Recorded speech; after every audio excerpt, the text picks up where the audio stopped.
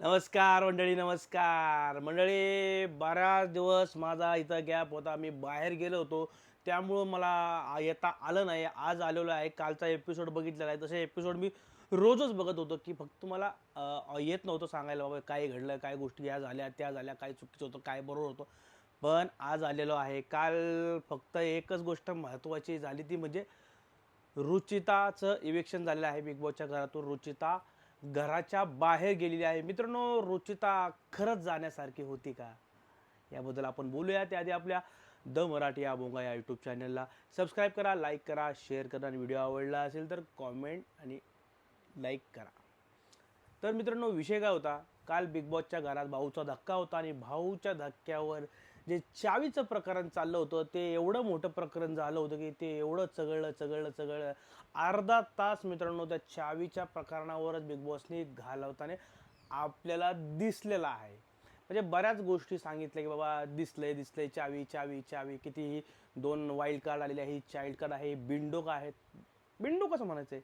मग ते राखीचं कौतुक झालं, राखी तिला टास्कमध्ये तुम्ही जिंकून दिलं वगैरे वगैरे. दीपालीचं राशन झालं, तन्वी आणि आपला कोण तो रारामधला राकेश आणि प्रभूबद्दल त्यांचा काय मनामध्ये रितेश देशमुख साहेबाच्या प्रभूशी बोलताना ते व्यवस्थित बोलत नाही, उघड स्वतः बोलतात आणि प्रभूला सांगतात की बा तो उघड बिघड बोलतो.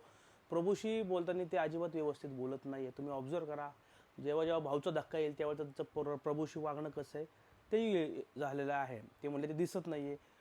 एकीकडे म्हणतात की बाबा हे सगळे दिसत नाही आहे, एकीकडे म्हणतात रुचिता वीक आहे. मग यातलं काय नक्की काय खरं काय आणि खोटं काय. जर ती वीक आहे मग प्रभू ही लोक गेली पाहिजे होती ना. मग ही दिसत नाही तर ही गेली पाहिजे, ही गेली. असो, ऑल ओव्हर आपण ते झालं सगळं. त्याच्यानंतर रुचिताचं इव्हिक्शन झालं. महत्त्वाचा मुद्दा होता की बाबा रुचिताचं इव्हिक्शन का झालेलं आहे.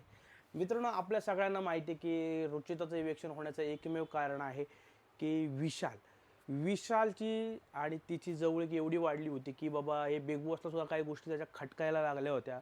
मध्यंतरी बघितलं असेल की हे आत्ता हे आली होती, कोणती संस्कृती आली, तिने विशालचे कान भरले, तुमचं प्रकरण खूप बाहेर घाण घाण घाण दिसतंय. त्याच्यानंतर रुचिताला तो बोलला की बाबा तू माझ्यासोबत बोलू नको, संबंध सोडते वगैरे. त्याच्यानंतर रुचिता हायपर झाली. हायपरमध्ये ते टेन्शन राकेशशी बोलताना ती चक्कर येऊन पडली आणि ती खरंच बेशुद्ध पडली होती, चक्कर येऊन पडली होती. तिचा चेहरा बिरा पूर्ण हे झाला होता. त्यानंतर बिग बॉसने तिला कन्फेशन रूममध्ये बोलवलं. कन्फेशन रूममध्ये नेल्यानंतर बिग बॉसने तिला खूप गोष्टी समजवल्या. तुम्ही लहान आहात वयाने, तुम्हाला तुमच्या गोष्टी काय कळल्या पाहिजेत. बिग बॉसने तिला समजावण्याचा मंडळी प्रयत्न केला, पण ती त्यावेळेस हो बोलली. त्यानंतर परत ती विशालसोबत जाऊन बसली, विशालसोबत रडायला लागली. एवढंच बिग बॉसने समजवलं होतं. आता बिग बॉस प्रत्येक गोष्टी डायरेक्ट सांगू शकत नाही. ते कोड्यात ते बोलले, तुम्ही समजू शकता असं. ते बिग बॉस तिला बोलले तुमचं वय लहान आहे वगैरे असं बोलले, पण तिने या गोष्टी मनावर घेतल्या नाही. तिने सगळं ऐकलं आणि सोडून दिलं. तिची सवयचे ऐकायची आणि सोडून द्यायची. मग ती विशालसोबत परत जाऊन बसली, विशालची जवळ झाली, मग ती मिठी मारली वगैरे. असं मिठीचा मारला फोटो बघितला होता. बिग बॉसनी समजवल्यानंतर सुद्धा ती जर समजत नसेल तर अवघड आहे. आणि बिग बॉसला सुद्धा हे आवडत नसेल की बाबा हे रुचिता यांचं काहीतरी होतं आहे, त्यामुळे आपला शो बदनाम होईल बाहेर. येत्या काळात काहीतरी वेगळंच वाटेल, घाण दिसतंय. ते घाण दिसायचं एकमेव कारण त्यांचा प्रेमाचा अँगल नव्हता मित्रांनो. यांचा एज खूप आहे. हा सांगतो की माझं 40-41 वय, पण तसं नाही. हा 50-51च्या घरातला आहे. ही 22 वर्षाची आहे. जवळजवळ 25-26 वर्षांचा दोघांमधील अंतर आहे. हे बिग बॉसला माहीत आहे, फक्त बिग बॉस डायरेक्ट बोलू शकत नाही आहे. तुमचा निर्णय तुम्ही घ्यायचा. त्याच कारणामुळं बिग बॉसने हिला बाहेर काढलेलं आहे. कारण की हिथं चांगलं दिसू नको, तुम्ही बाहेर जावा, तुम्हाला बाहेर काय करायचं आहे करा. बिग बॉसने फक्त शोचा विचार केला नाही, तिचासुद्धा विचार केला. तीसुद्धा बदनाम खूप होऊ शकते, म्हणून आत्ताच कुठंतरी आवर घातली पाहिजे. त्यामुळे भाई तू बाहेर जा. ती स्ट्रॉंग कंटेंडर होती, ती चांगली खेळत होती. बिग बॉस चांगला ते TRP देत होती मित्रांनो, म्हणजे शो चांगला खेळत होती. कारण की प्रत्येक आठवड्यात ती दिसायची, प्रत्येक दिवशी ती दिसायची. पण या 2-4 दिवसात वारं फिरलं आणि त्यात 3 वाईल्ड कार्ड एंट्री आलेल्या आहेत. त्यामुळे रुचिताला आता पाठवून देणं गरजेचं आहे. तसं बी आता शो चालणार नाही. बिग बॉस रितेश देशमुख साहेब म्हणतात बाबा हे काय ते काय, आपला शो असा चालत नाही. आता हळदी कुंकू वगैरे तुम्ही करत बसा, हळदी कुंकाचा कार्यक्रम करा.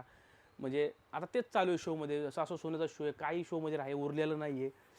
राखी आल्याने राखीने शोला सावरलं. नंतर ही 3 वाईल्ड कार्ड आले, यांनी फार वाट लावली. त्याला संकेत मला बरा वाटतं, पुढे जाऊन कसा खेळेल ते बघायला लागेल.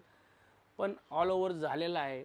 वोटिंगच्या जोरावर ही बाहेर गेलेली नाही आहे, कंटेंटच्या जोरावर ही आपली रुचिता बाहेर गेलेली नाही आहे. कंटेंट म्हणू शकतो, कंटेंटच्या जोरावर बाहेर जायचं असेल तर कदाचित या आठवड्यात संस्कृतीत जाऊ शकले असे. कारण संस्कृतीत मला वाटत नाही की संस्कृतीचा काही गेम होता, आणि एका आठवड्यात लोक तिला आवडले, कारण ते आवडणारे ते हेच नव्हतं, मॉडेलच नव्हतं. त्या लोकांना ते पसंतीच पडेल, कारण पहिल्या दिवशी ते लोकांनी ओळखलं होतं हे जरा काय बालिश आहे. कारण खरंच बालिश आहे, ती स्वतःला सायकोलॉजीचे स्टुडंट समजते, पण ही बालिश बुद्धी आहे आणि ती टिकणार आहे शेवट दिवशी. आणि लोकांना बहुतेक राकेशला विनर करायचा दिसतोय, राकेशला घेऊन झाल्यात, कारण राकेशचा गेम नसला तरी राकेशच्या घरामध्ये आहे.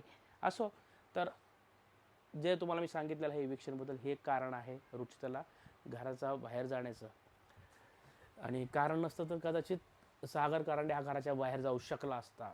संस्कृती किंवा सागर कारंडेची विकेट पडलीच असते, पण त्याची नाही गेली. कदाचित पुढल्या आठवड्यात तो जाईल, पण जाईल नक्की लवकरच. मित्रांनो, हा व्हिडिओ इथं संपवतो. आज बघूया परत काय होतंय काय नाही.